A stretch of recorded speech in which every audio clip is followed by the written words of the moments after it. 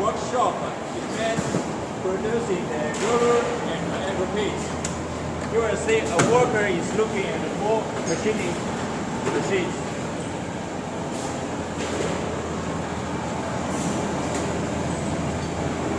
Here is a checking fixture. The worker will check the diameter and the specification of the roller and every piece online.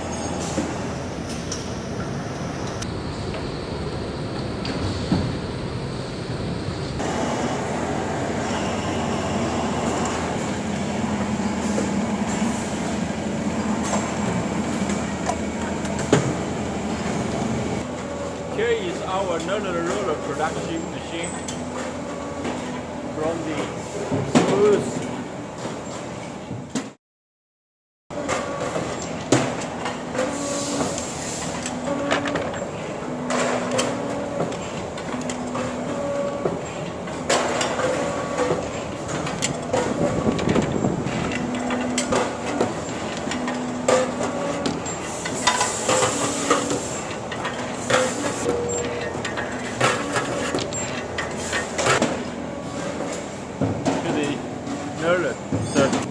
The inspector will check the roller, the dips, the length and diameter every 2 hours.